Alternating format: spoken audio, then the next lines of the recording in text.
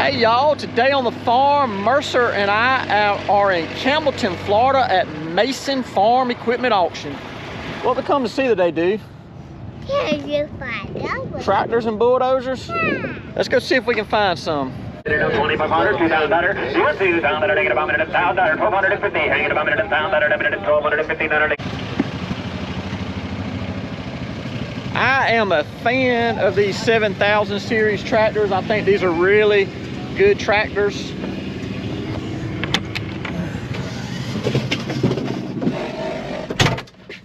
I like the simplicity of these tractors. Everything's real basic in here. It's before John Deere got too high-tech and fancy. They kept it simple, very durable. These are some really cool tractors. I like them.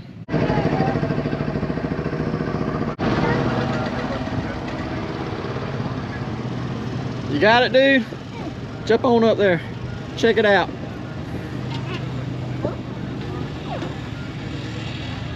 Decent little New Holland with a loader.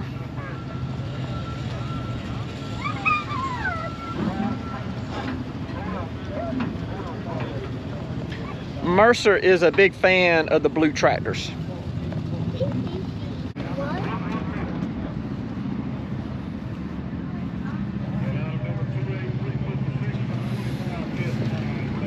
Uh-oh, got the floor pan missing. They've been doing some work in here.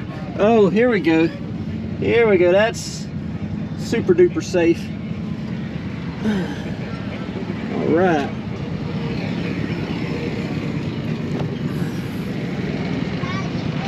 Whenever we're looking at a dozer at the sale, the very first thing we always do, you look at the cleat height, see how much, kind of like checking the tires on a vehicle. You look at how much cleat is left here and reach right under here and grab a hold of them pins and see if the pins have been turned, if the pins are worn out. These feel like they have been turned, and they got a little bit of wear on them. They're not shot, but a little bit of wear on them. So that's something you got to take into account, is how much wears on the pins and how much cleat is left on the track.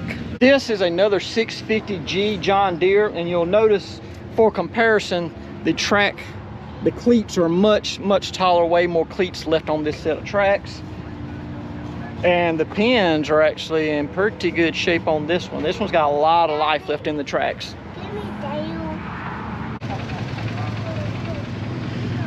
This is the smallest motor grader I have ever laid eyes on.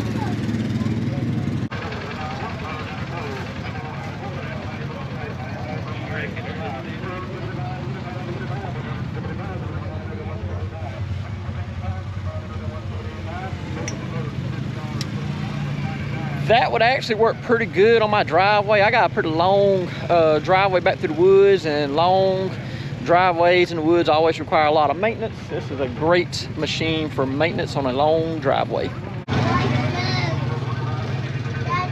Don't think those locking doorknobs come standard.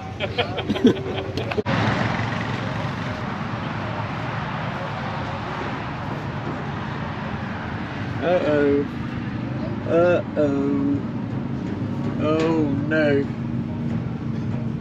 Oh no. Looks like front and rear seals are gone.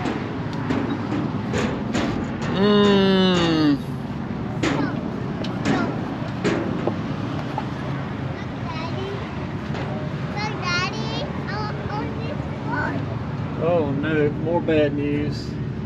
Lord have mercy.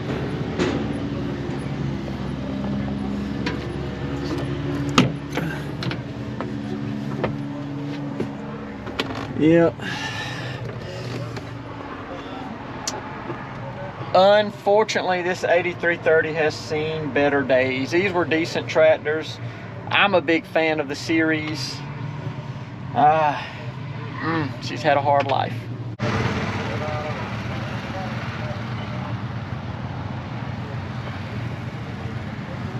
Headlights busted out. You going up, dude? Door's not working. I'm driving. 12,302 hours on a 8285R. So 12,000 hours. Y'all, if you follow my channel on, you know that We've done 2 engine swaps on tractors like this at the farm, and they were both around 7,500 hours. This tractor's got 12,000 hours on it. If the engine hasn't been swapped on this tractor, it's time for an engine swap. I would guess it may have before, but who knows? There's no way to know for sure. But 12,000 hours on these R series tractors is getting a little high. On the older Soundguard tractors, that was not a big deal. That was just getting broken in. But on these R series, 12,000 is just getting a little too high. These R series tractors have a lot of tech on them, and that is what becomes a problem once you get up to that many hours. You see here the cover's missing on the back, but a lot of electronics are. They've already been in there working on electrical issues. Be kind of scared of this tractor.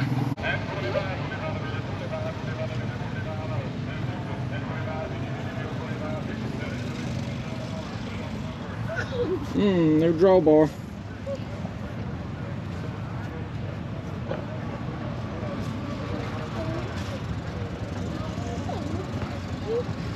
Got some oil leaks, fuel leaks, electrical issues.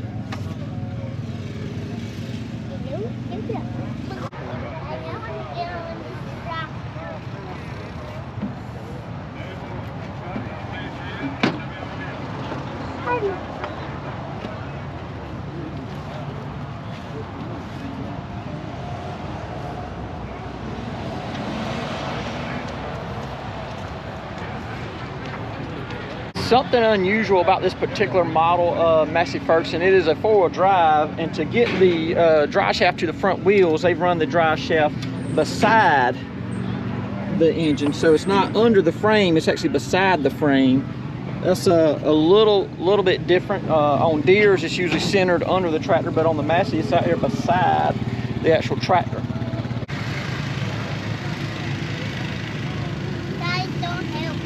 A lot of farmers are going back to these 8400s. These are super reliable, awesome tractors. Holy smokes. These 8400s tractors, the 8410s, 8420s, you can work on them yourself very easily.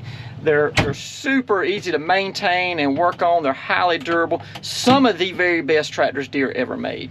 The best part about these tractors is no def tanks and no regen. One thing to look at on these tractors with the front duals is you got these extensions out here to keep the tractor, the duals from running over the road, so you got the spacers on it, and it puts more stress, more pressure on the actual independent suspension front end, so you'll wear out some of these ball joints, you'll wear out some of this stuff because you're putting way more stress trying to turn these duals way out here on the extensions.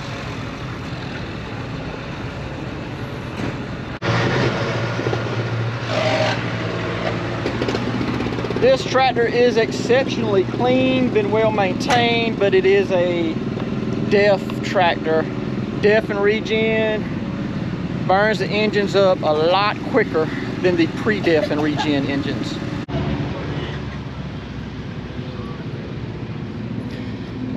This is one of the first Deere to have R in the name of it, 8245R, and this one actually is not as bad as the current tractors. These are a little bit more reliable when they first started putting R in the name of it. Looks like this one has been very well maintained. This is a good tractor.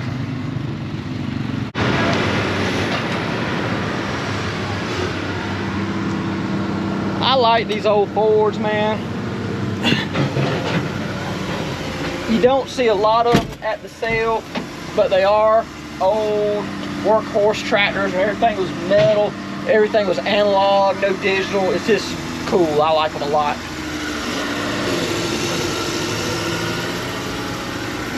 This is an issue that plagues them. I've seen this on several Fords. Check this out. A little bit hard to steer when the steering wheel is floating, and that unfortunately is on a lot of Fords. That happens for whatever reason. One of my favorite things to do to auctions is to see how farmers have modified their equipment. This Ford right here, case in point, we got us a pressure gauge mounted here on the side of the block, and we got some super cool custom exhaust.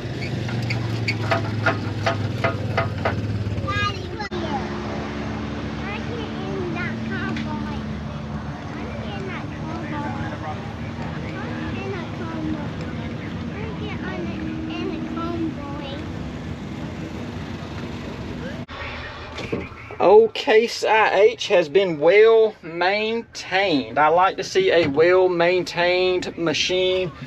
This one appears to have been kept in pretty good shape and treated well throughout its life. Here's something you don't see every day, a Oliver 1655 in North Florida, Lower Alabama, South Georgia. This is not a common tractor around here. Got a little custom patch put in here. Got some homemade support here for the canopy.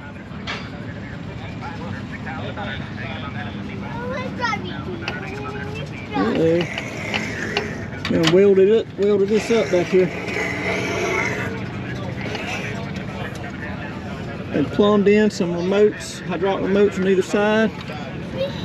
That's homemade hydraulic remotes plumbed in. What's it look like up there, dude? Oh, check that out. This one comes equipped with a cup holder. You stay hydrated while you're up here. Super important modification. They've added a huge mirror to the fender. So now I can drive forward and just glance right there to see what's behind me instead of turning. Because when you turn to look behind you, a lot of times you turn that steering wheel with your head and you'll bob and weave. But if you got that mirror there, you don't have to turn to look behind you. You can just look right there, keep on driving straight. If y'all watch my channel often, you've seen me run a 4430 that my grandpa bought brand new. These are really great tractors. Fuel tank leak is actually pretty common on these tractors. B-range out is not that common. That's something that's unique to this particular one.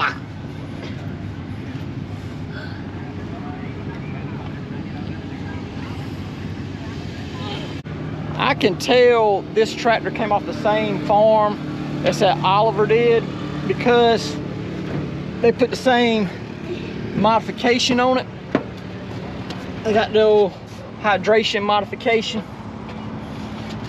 I like the hard top canopy on the 44. The 4430 we have has an umbrella top. I like this hard top model. These are actually really good tractors. This one has the ranges, the quad range. The one I have on the farm, just my dad's that Grandpa bought new. It's a power shift, so they're straight in a row, but this one's a quad range. Got new rear tires on it. That's worth probably $3 grand, $2,500. Let go.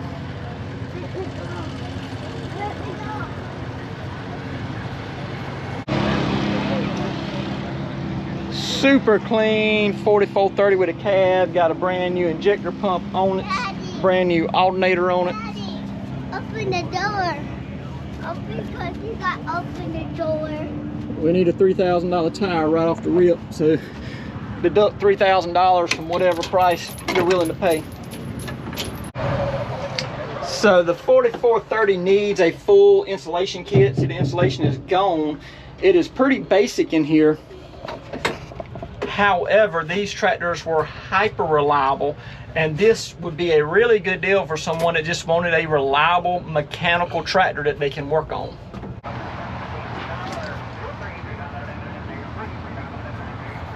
No. Just another day in the life of a Dodge owner. This Case IH 5130 has definitely seen a better day. Last year at an auction in Iron City, I got in one of these older cases, Boxcar Magnum, and it was comparing the cab of the Boxcar Magnum to these Sound Guard Deeres. During this era, Case IH made a better cab than John Deere. I'm sorry for you green guys. During this time, Case IH made a better cab. Now, the Case IHs from this era were harder to work on mechanically than Deeres. Deeres were, at that time, were made for you to work on easily. Now they're made for you not to work on. But one thing I noticed about this case that Deere didn't do that I do like, the whole air conditioning unit is exterior from the cab. So you're creating a shadow right here. You're not getting as much sun coming in, heating the cab up, but also it's easier to work on because it's behind the cab. The Deere compression unit is under that lid, hidden in there, and you gotta take the lid of the tractor off to work on the air conditioning unit. So that is actually a really good idea by Case right there.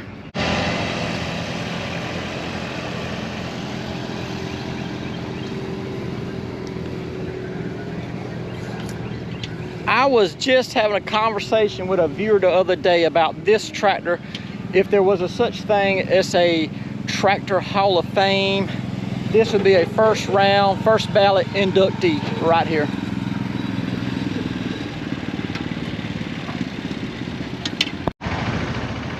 There's a Massey Ferguson 165, one of the more reliable tractors ever made. They have a Perkins engine in them. That engine will never die, even after the nuclear holocaust. We have one of these on the farm my grandpa bought new in 1964. Ours sits a little bit lower. This one has a taller set of tires on it, but these are hyper reliable old tractors right here. This one has the down exhaust kit. My dad's has a up exhaust. This one turns down and comes under the tractor. The only issue with the under the tractor, or one of the only issues with the under the tractor exhaust, is if you're hooking something up, you got fumes blowing right in your face. That's not that cool. But on the other hand, when you're going through a forest or somewhere we have low-hanging limbs, the exhaust is not in the way. It's up under you, safely tucked away.